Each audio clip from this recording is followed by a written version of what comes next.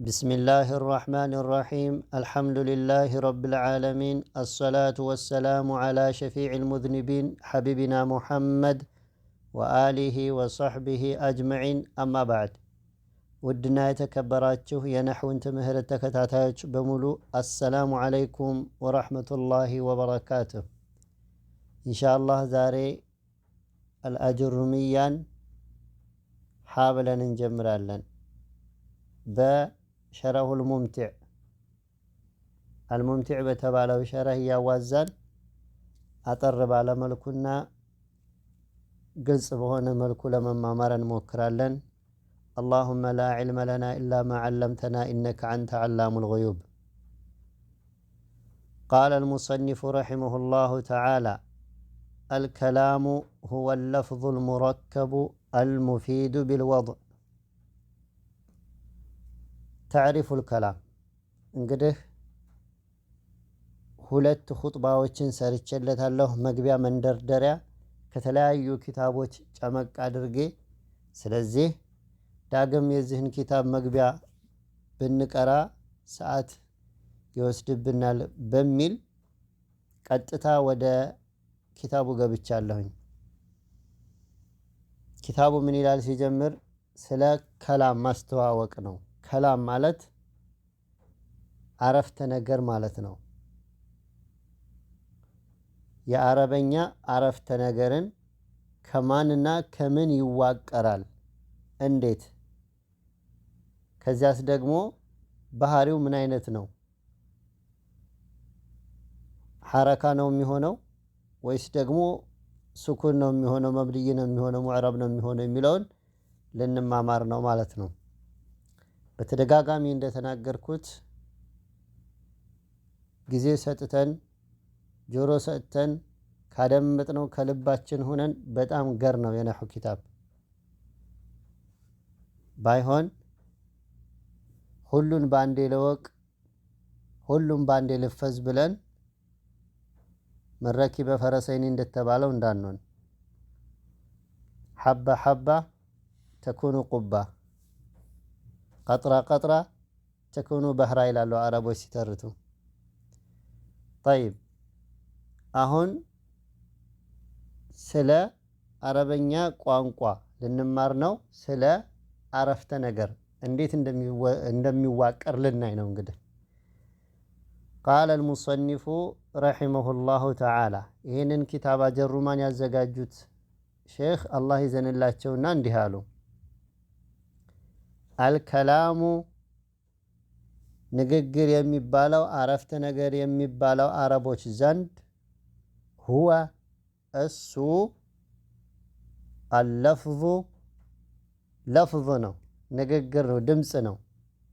አልሙረከቡ የተሰባጠረ አንዱ ከሌላው ጋራ ተጨምቆ የተሰራ የሆነ አልሙፊዱ ሲሰሙት ደግሞ የሆነ ትርጉምን የሚሰጥ የሆነ ቢልወድዒ አረቦች ባስቀመጡት ቋንቋ ላይ የተመሰረተ የሆነ የሌላ ቋንቋም ሳይሆን ስለ አረበኛ ነው ይልሃል። እኔ ከማብራራቴ ሳሂቡል ሙምቲዕ ያብራሩት ይሻላልና በጥሞና እንከታተል። ዛሬ የምንቀራው እችን ብቻ ነው። አልከላሙ هو اللفظ المركب المفيد بالوضع እችን ብቻ ነው የምንማረው። እቺ ከገባችን ትልቁን ቁልፍ ይዘናል ማለት ነው። የአረበኛ አልከላሙ የአረበኛ ንግግር የአረበኛ አረፍተ ነገር አረቦች ዘንድ አንድ ነገር አረፍተ ነገር ነው፣ የተሟላ አረፍተ ነገር ነው ሊባል ዘንድ ምን መሟላት አለበት? አንደኛ ለፍዝ መሆን አለበት፣ በድምጽ የሚነገር መሆን አለበት፣ ድምጽ ነገር መሆን አለበት። ሁለተኛ አልሙረከብ የተዋቀረ መሆን አለበት። አንድ ድምጽ ሳይሆን ሁለት ወይም ሶስት ድምጾች በአንድ እንትን ብሎ አረፍተ ነገር ይሆናል። ለምሳሌ ጀማል ብትል፣ ሙሐመድ ብትል፣ አብደላህ ብትል አንዲት ቃል ብቻ ስም ብቻ ብትጠራ ከዛስ ምን ሆነ ይመጣል። ጀማል መጣ፣ ሙሐመድ መጣ፣ አብደላህ መጣ ብትል ግን خلاص عرفت نجرو تموال طال مالتنا هي الجملة وتخابرة لبالا بعرب ونياوتش ويم دقمو بنحويوش عبابا طيب منالنا الكلام كلام مالت ويم يا ربني عرفت نجر نحاتوش زند هو السو هي ضمير الفصل يبالا اللفظ المركب يتركب يهونه قال ነው አንዱ ከሌላው ጋራ የተሰባጠረ ወይም የተዳመረ ቃል ነው አልሙፊዱ ባይሆን ቃል ሁሉ ጥቅም የለውምና አልሙፊዱ ቢልወضع አልሙፊዱ የሚጠቅም የሆነ ቢልወضع በአረቦች አኗኗር በነሱ ህገ ደንብ ከአረቦች ቃሉ ከአረቦች ቃል መሆን አለበት እንደገና ደግሞ እነሱ ባኖሩት ሁናቴ ላይ መሆን አለበት ይላል طيب እስኪ እናብራራው ሸኺው ምን አለው الشرح ማብራሪያ بدأ المصنف رحمه الله مصنف ማለት ዘጋቢው ይህንን አጅሩምያን የጻፉት ሰው ጀመሩ بتعريف الكلام كلام የሚባለውን ነገር በማስተዋወቅ لأن النحو نحو የሚባለው ነገር لإقامة الكلام የአረበኛን አረፍተ ነገርን አስተካክሎ ለማቆም የተዘጋጀ ትምህርት ነውና ግልጽ ነው لأن النحو نحو የሚባለው ትምህርት አስሉ የተመሰረተው لإقامة الكلام كلمة الكلام العرب ለማስተካከልና እሱን ለማቆም ቀጥ ለማድረግ ነው ይላል فقال شيخ ታዲያ ሙአሊፉ ምን አሉ الكلام ብለው ጀመሩ ሲያስተምሩ ልብ በሉ አጅሩማይቱ الكلام هو اللفظ المركب المفيد بالوضع ያለችው ብቻ ናት ያቺ ሊመነዝሩን አሁን ይሄደኛው ደግሞ الكلام ብለው ጀመሩ አለ هو كلام ብሎ ማለት اللفظ المركب المفيد بالوضع ብለው ነገሩን እሺ ታዲያ ምንድነው መንዝረው ካላችሁ ደግሞ ሸኺየው ሊመጡ ነው فلا بد ጥሮት የለው በፍጹም የማይቀር ነገር ነው አን يجتمع في الكلام አረበኛ ንግግር ላይ አረበኛ አረፍተ ነገር ላይ አን يجتمع መሰባሰቡ አይቀሬ ነው አርባአቱ ኡሙር አራት ነገር ያዝ አራት አንድ ነገር አንድ ንግግር አረበኛ በሚያውቁ ሰው ወይም በአረቦች ህገ ደንብ በኑሐቶች ዘንድ ከላም ነው ይሄ ነገር ሊባል አራት ነገሮችን ማካተት አለበት አንደኛ احدها አንደኛዋ አን يكون لفظا لفظ ሊሆን ነው በድምጽ የሚነገር ሊሆን ነው አይ ሶውተን ድምጽ ሊሆን ነው ሙሽተሚለን ያ ድምጽ ደግሞ አጠቃሎ አካቶ የያዘ على بعض الحروف الهجائيه የሂጃኢያዎች ፊደሎችን የተወሰኑትን አካቶ የሚይዝ ነው ሂጃኢያ ማለት አሊፍ ባ ታ ሳምን ነው እነዚህ ቁርጥር ፊደሎች አሉ አይደለ የነሱን የተወሰኑትን ከነሱ ውስጥ አካቶ የሚይዝ መሆን አለበት አንድ ብቻ ከሆነ ከላም አይባልም ለምሳሌ ባ ታ ታ አንዷን ብቻ ሆነች ነጥለህ ብትናገራት ከላም አይባልም ኑሐቶች ዘንድ በነገራችን ላይ ትናንት መግቢያ ላይ እንደተናገርኩት ነህው የሚባለው ዒልም ትኩረት የሚያደርገው አረበኛ ቋንቋ ላይ ነው ያ ደግሞ ኑሐቶች ዘንድ ያለውንና አማው ህብረተሰብ ዘንድ ያለው የተለያዩ ናቸው ለምሳሌ በአረበኛ ቋንቋ በኑሐቶች ሳይሆን ከነህውዮቹ ከዑለማዎቹ ህገ ደንብ ውጭ ያሉ ሰዎች በሚያደርጉ ቋንቋ ምልክት ቋንቋ ነው ይባላል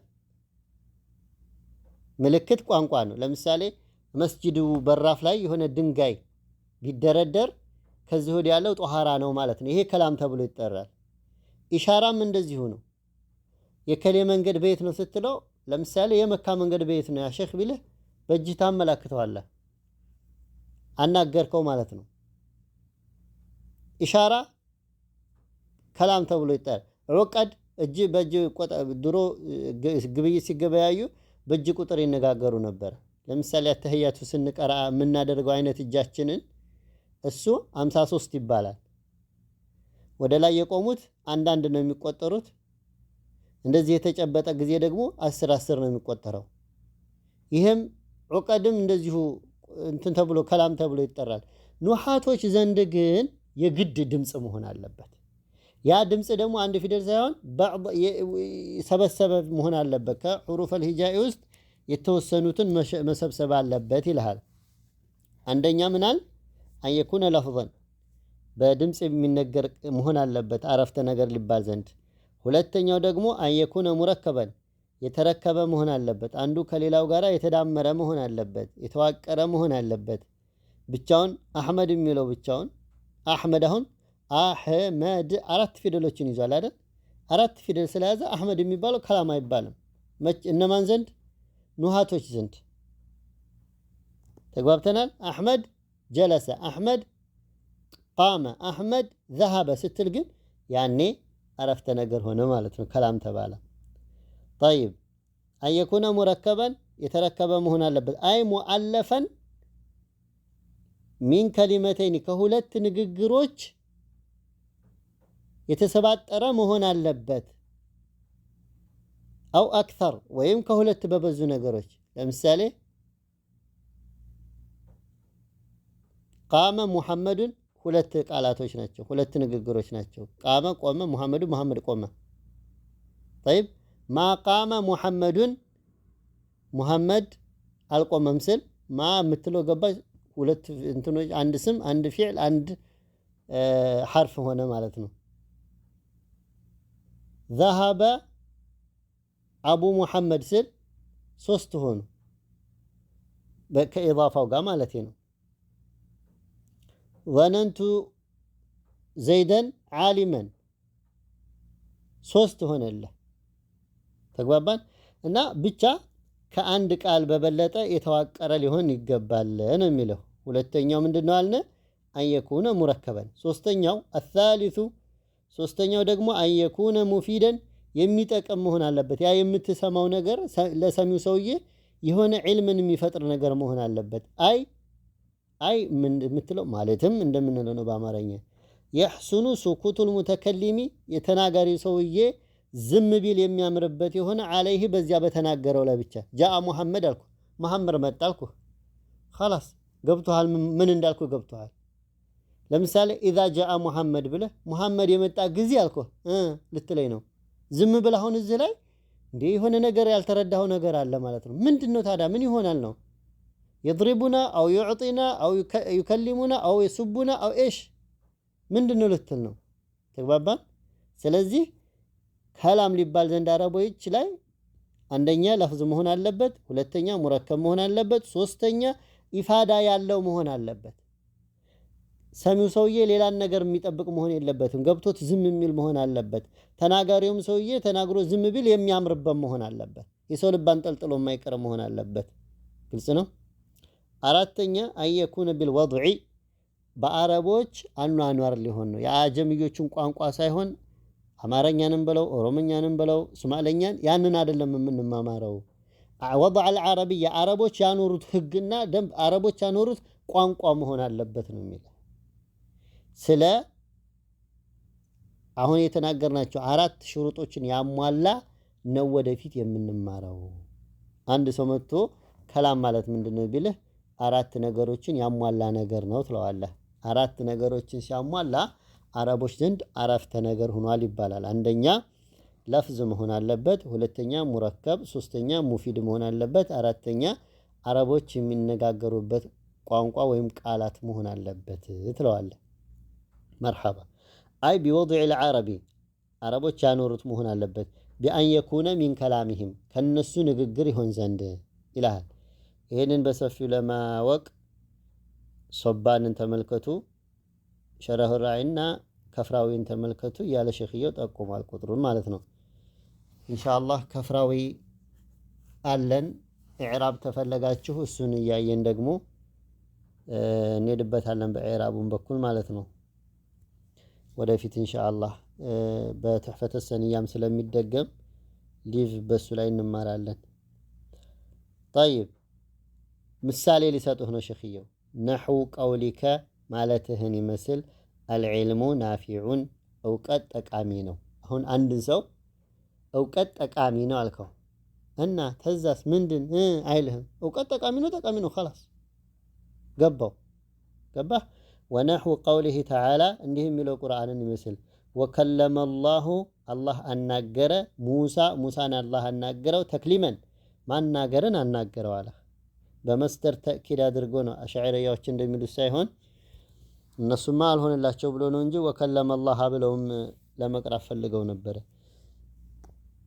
ተግባብተናል አሁን ይሄ አላህ ሙሳን አናገረው አለ ምንድን ሆነ ማለት ነው ይሄ አላህ አንድ ቃል ከለመ ሁለት ሙሳ ሶስት ተክሊማ አራት ነገሮች ባንድ ተሰባስበዋል አንደኛ ድምጽ ነው ሁለተኛ ፊደሎች ተዋቅረዋል ሶስተኛ ጥቃሞትን ሰጥተዋል አላህ ማናገሩን አወቅ አራተኛ የአረበኛ ቋንቋ ነው ይሄ ተግባባን وقول النبي صلى الله عليه وسلم የነብዩንም ንግግር ይመስል انما الاعمال بالنيات የሥራ ውጤት ከኒያ ጋር ሲሆን ነው መልካም ስራ ሰርተህ ለይሉይታ ለስሙሊ ከሆነ ዜሮ ነህ ተግባብተናል የኒያ ውጤት የሚታየው ከኒያ ጋር ማን ነው የሥራ ውጤት የሚያዘው በኒያ ነው ሲሉ አሁን ምን እንደሆነ የተናገሩ ገባህ አይደል ነብዩ ስለዚህ ይሄ ምን ይባላል ከላም ይባላል